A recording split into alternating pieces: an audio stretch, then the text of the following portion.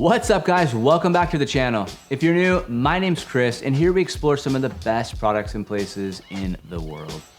Today, the Enve Melee launched, and I want to talk about why this is one of the most exciting bikes available on the market today. As always, I share my perspective as someone who may be a little bit like you. I ride around 7,500 miles a year. I enter the occasional contest, and I do not get paid to ride a bike.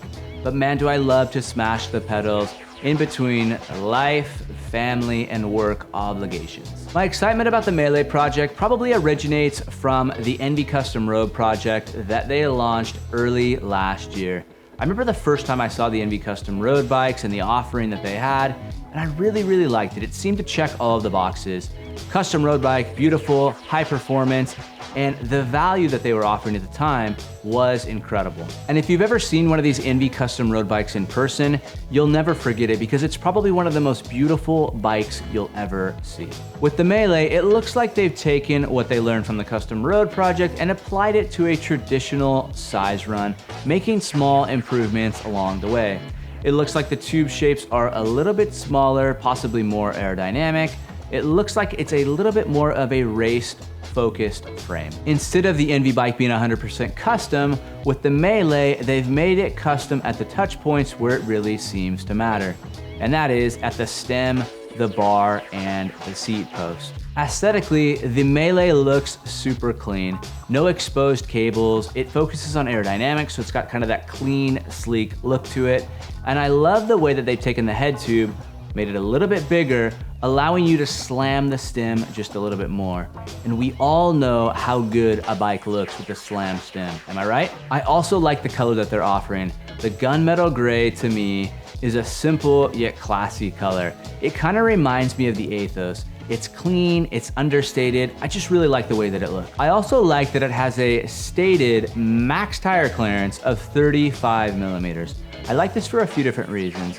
The first is that I like that these companies are making frames that accommodate larger tire sizes because I believe that that's the trend and that's where the industry is going.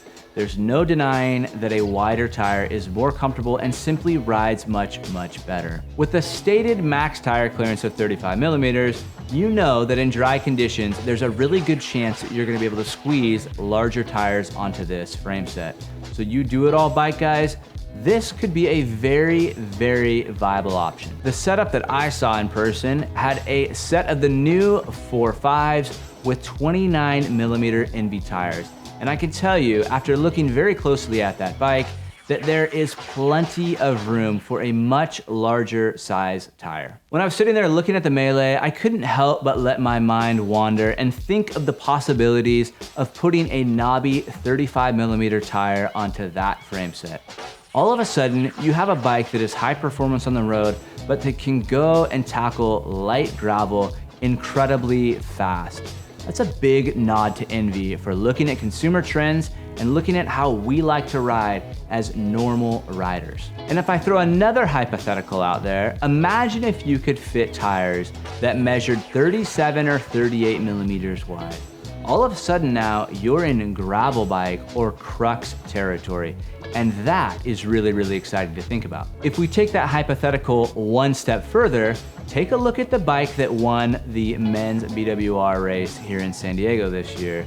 That bike looks eerily similar to the Melee. And if what Velo News is reporting is correct, Alexei Vermillion was running a set of the new Enve 3.4s with a prototype Kenda tire that was a 40 millimeter tire.